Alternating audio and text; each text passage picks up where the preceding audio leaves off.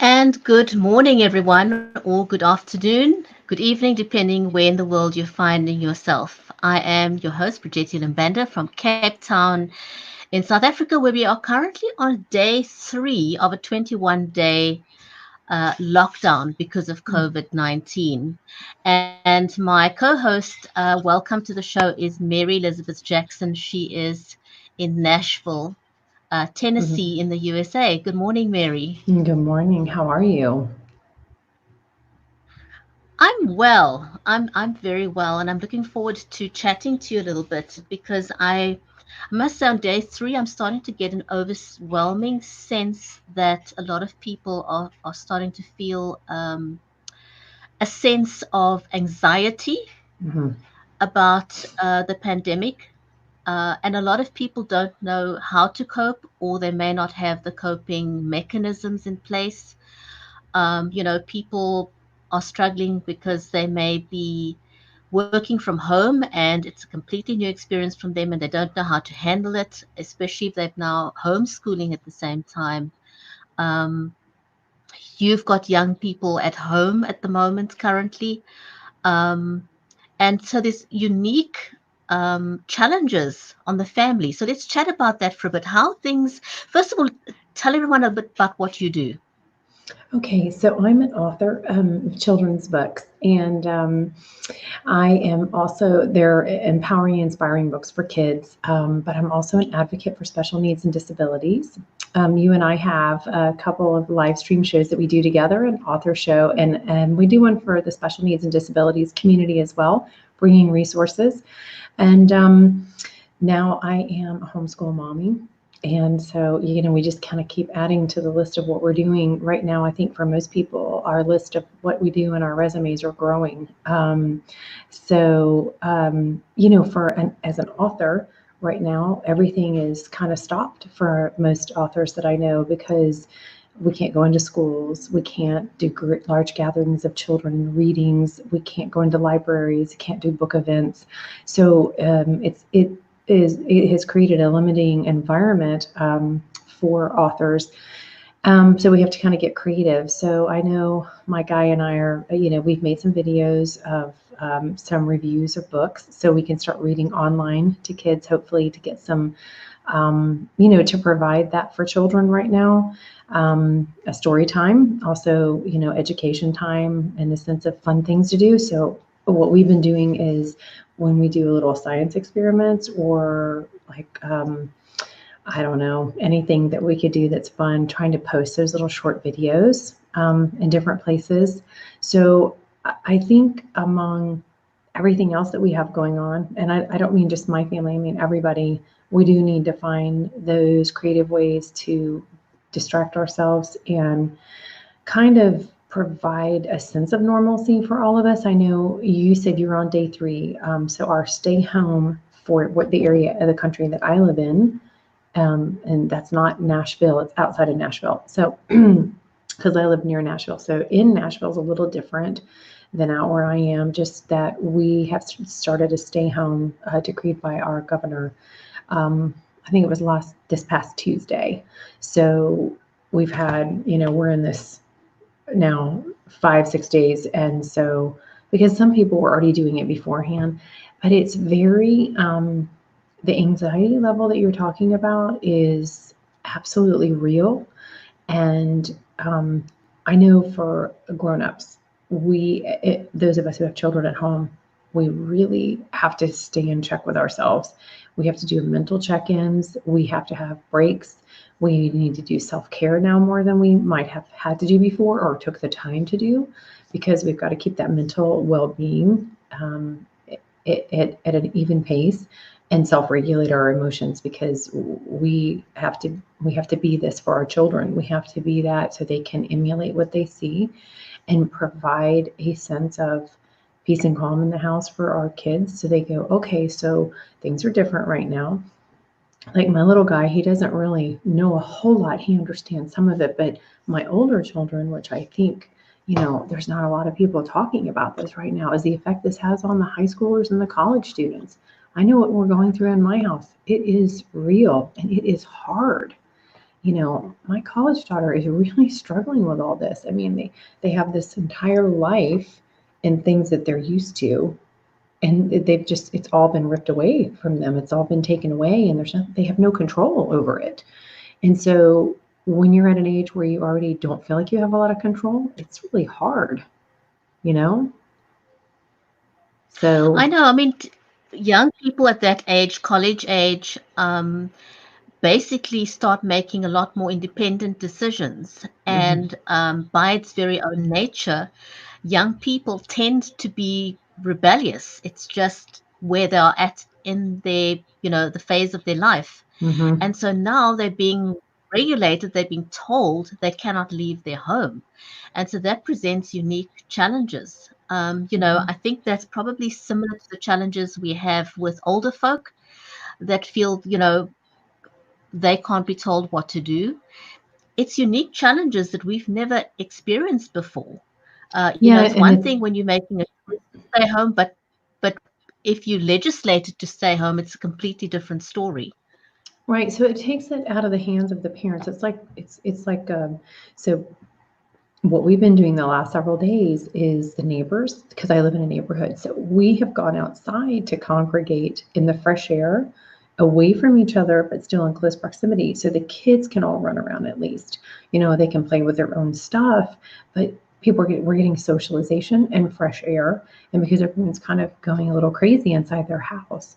So what's happening is that I've had to say to my daughter, you can visit, but you cannot go in other people's homes right now. We're not doing that right now. We have to abide by what's happening, because we want to be part of the solution and not continuing this thing, because everybody's ready for this to be over yesterday. So what that what this situation does is it kind of takes that out of the hands of the parents, saying, oh, I'm just, like kids cannot sit here and think, oh, my mom's just trying to tell me what to do, or my dad's just trying to tell me what to do. It's like, no, this is like law right now. I mean, these are rules we all have to follow. And if we're not going into other people's homes, you can't do it either, because you could be in someone else's home who might have the virus, and then you bring it home to our house. And so it's hard for kids to understand that. I mean, they can understand it on some level, but then on the other, I mean, think back when we were young, we're invincible, right? What do you mean I can't jump off a roof? Of course I'm gonna bounce off the ground just like all the cartoons I've ever seen, right? Right. So this whole concept It's is very incredibly difficult. challenging. Hmm. You know, none of us have got experience in this kind of thing. It's No. it's new territory for every single one of us, and I think it's Yes. incredibly um, challenging in ways we could have never imagined. before. And one of the challenges I see as well, in not just South Africa, I think it's everywhere. The experience is going to be completely different depending on our social status. Mm-hmm. It's going to be dependent on the area that we live in, Yes. um, and our financial status. Because if you live in a home where you can go from one room to another and kind of tour your house if you wish, and your children could possibly have their own room if they want to do some headbanging or whatever it is they're doing. That's one thing. But if you're living in a tiny apartment, or if you're living in an area that's, the projects, as you may call it, or slum area, or living in an area where people live in close proximity, that experience is going to be completely different. Um, and so that in itself presents unique challenges. Just yesterday, we were talking about education, for example. Now, for you and I who've got access to technology, it may be fairly easy to take learning online for our Mm. children. But for people who live in areas where they don't have accessibility to the internet the way we may have, or they don't have the infrastructure, they don't have computers, they don't have the technology, it's not so easy for them to take the education online, let alone all the other challenges. Right. So you almost sometimes want to be thankful for the challenges you have when you realize it's so much harder for others, yet not being dismissive of the challenges we face. It's really tough. Well, that's why I think, there's so many metaphors in life if we just look at them.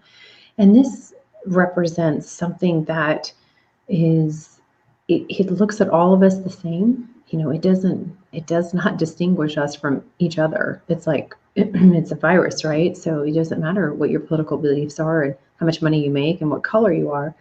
So it's teaching us a lesson in many ways that this is the way we were intended to live. We are intended to be more of one and accepting of each other, where we are, what we do, what we believe, what we think, or to just not see so many differences in each other, to go, okay, so, we're all on this planet together, we're all going through this together, and we're all having very similar experiences, together. So it's creating a very different way of thinking for everyone globally, because most of the time we watch on the news things that are happening in other parts of the world, and we pray for those people, or we're like, gosh, we're grateful that's not happening here, but we need to pray for those people, or all the times that things are executed to go and help those in other parts of the world at certain times. But right now, it's happening everywhere. So I think in order for us to get through this, we need to come back to that kind of thinking, that, hey, we kind of are all in this together. We're all on the same planet. We're all just trying to make our way. We're just trying to have a life and raise our kids, or not have kids, but just have a life, and whatever you're trying to do in your life, we're all kind of the same. And not only that, it's reminding us to be totally grateful for everything we have. I mean, even the smallest, tiniest things. I was just talking to my daughter about this last night. This is a time for us to sit in complete gratitude. Even if your situation is not perfect and your times are really, really hard right now, because for most people it is. Even people who have access to a lot, they're still having to stay home too, if they're abiding by what everyone is saying, stay home to stop this. But if we can just, instead of freaking out about what we can't do, and we focus on all the things we can do, it's going to change your environment and your energy and the energy of those around you. So that's what I've done with my family and my kids. Okay, what can we do today? Let's talk about those things. Let's execute those things. There are a million things that you could do at home, but we're all spoiled. Most of us are spoiled because we have a lot of freedom. We have access to so much. We can get up and go anywhere we want. Most people can. Even if you don't have a car, you can get up and go walk outside, right? And right now we're being told, I think is it where Donna Marie is in England, that You can go outside once a day to exercise with your family. I mean, it's not that bad here, but there are quite a few places like that, aren't there? Well, right now in South Africa, we're under lockdown, and lockdown means you stay home. You do not move an inch. You cannot go jogging. You cannot take your dog for a walk. Oh, Um, God. Only people who fall under essential services are allowed Hmm. to be out on the road. Hmm. You may only be out on the road if you're going to do grocery shopping, and that doesn't mean the whole family goes out grocery shopping. It Mm. means one person in the family goes grocery shopping because it's not an outing. It Right. really is to go and get essential supplies for the family. It needs to be planned. It's not something you're going to be doing two, three times a day. One needs to now really plan carefully. And then, you need to also be cognizant of the fact that when you're going out grocery shopping, you become more exposed. And when you bring your groceries home, there's certain measures you've got to take into account so that you don't bring the virus into your home. You've got to wipe down those groceries. And your And that's mail. possibly And your something mail. people don't think about, Right. And your mail, right. everything. So it's not as strict here, at least not yet, as it is where you are. But I know, so I have quite a few close friends who are medical professionals. So I hear on a daily basis how things are going, what's happening, what their fears are. So it puts it a little bit more in perspective instead of just thinking it's just something out there. It's real to these friends of mine, and I see their faces and I see the stress on their faces, and it's concerning. But what's also concerning is this, and it's been on the news, and I'm sure it's been on the news where you are too, because I think you and I've talked about it.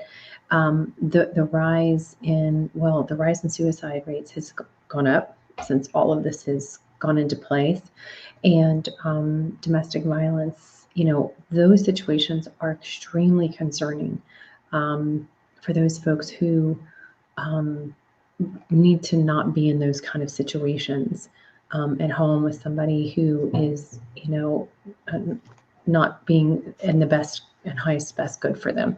So, when our government officials are making choices and decisions for all of us, trying to keep all of us safe, it's amazing how many little parts and pieces to a puzzle that nobody thinks about because we never have had to before. So there's all these things that haven't been considered going into this. So it's like, whoa, it's so much to consider. There is a lot of moving parts to this, and hats off to the people who have to make the tough decisions. As you said, Um, our hearts go out to people who live in abusive relationships because now it means that they're literally trapped with their abuser. mhm, Um, which is very and very. so, right, absolutely. And so, even though we physically are distanced from each other and we need to be for our own safety and to flatten the curve of this COVID-19, we also can be very helpful in the way that we keep in touch through social media. We can use technology. A lot of people are embracing things such as video calling through the apps that we've got available. I know that in the business and also people in personal life are using things like Zoom, for example, because you can have a whole bunch of people together. So it'll be great to hear from others in the comments. What technology are you as a family embracing to keep in touch with each other and to keep in touch with your neighbors, to keep in touch with loved ones, and just people you care about. Make a list of people you may not have spoken to in the last while, people who are single families, people who have families overseas that they can't contact, people who have families who are medics who are on the front line, and other emergency services. Perhaps pick up the phone and check on them. Find out how they're doing. Those are random acts of kindness that we can all engage in. If you don't know what to do, pick up the phone, call someone, talk to Mhm. someone, and you never know how that call may change the course of someone else's life. Or that because we day never and the know. moment. Sometimes right. Sometimes we assume people are okay. And, I always think about we look at people, for example, that have always been strong, people that always help others, but we forget they're human too, and they Mm. too may appreciate a call. So, do not the, do not neglect checking up on one another. Never think or assume that someone is okay. Make the call, even if it's a 2 or 3 minute call to say, hey, I'm thinking of you. Anything um, is better than nothing. No, absolutely, you're right. And I'm not sure how things are where you are, because I think it's awesome that um, we are able to talk about something that is in common, even though this is a horrible thing to have in common, but to understand perspective from where you are, from where I am, from other countries, other places in the United States.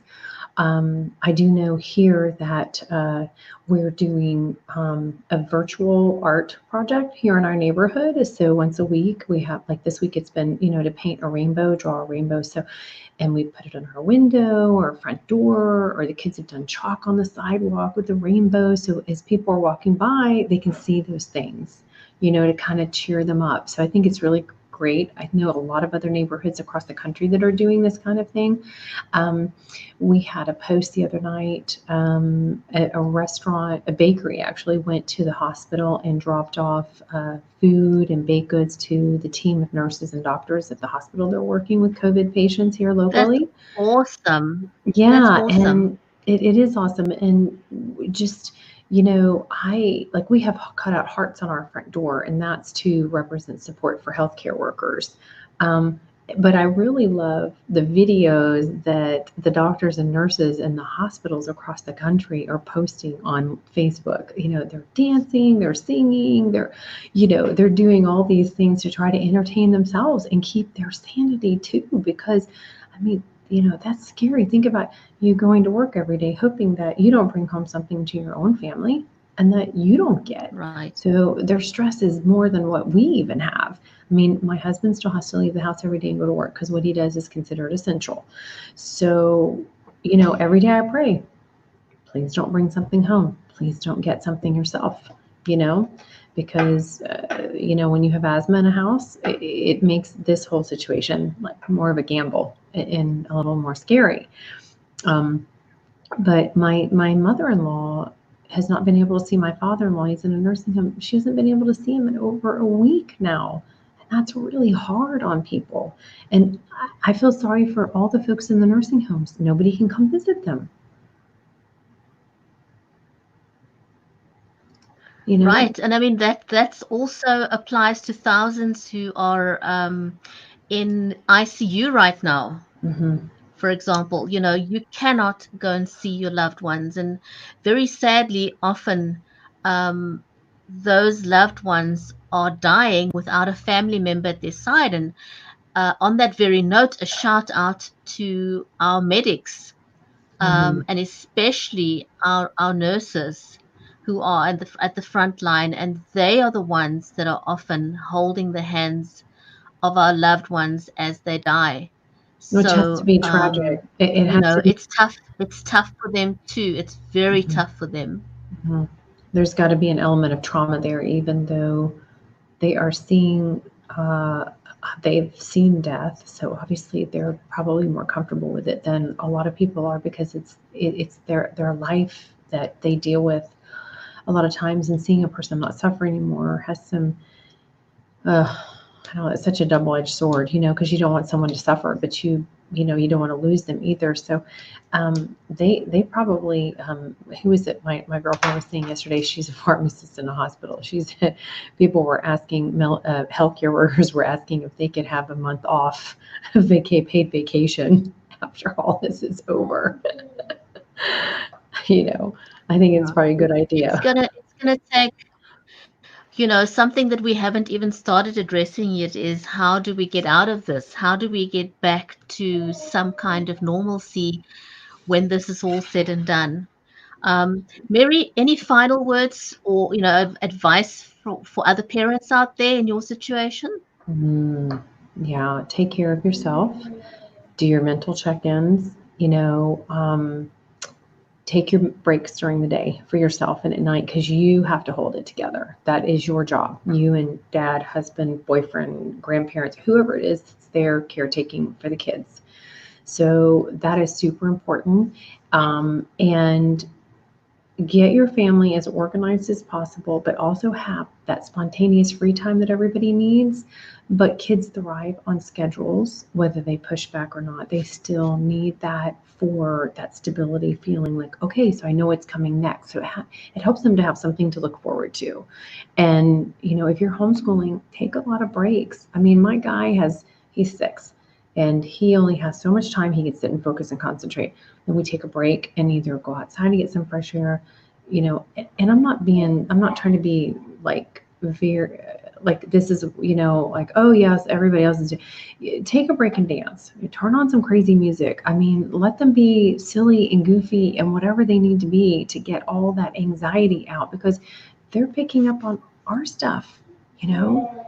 Kids are sponges. Right, So we have to allow them to right. have that funnel. So give them artwork to do or singing or dancing or an instrument or something. They need to channel it and then help them to see all the small things they can focus on, what they can do. And you may have to do it constantly every day because we're all going day by day right now, aren't we? Right, absolutely. It's day by day. Sometimes it's hour by hour. Yep. So if you've been watching this, thanks for watching live. Thanks for sharing the broadcast. And do let us know in the comments how you are coping. What are you doing as a family? Do take care of yourself. Make time for self-care and take care of the ones around you. Thanks for watching. And from me, Bridget and Banda in Cape Town, South Africa, it's goodbye for now. Bye from Tennessee.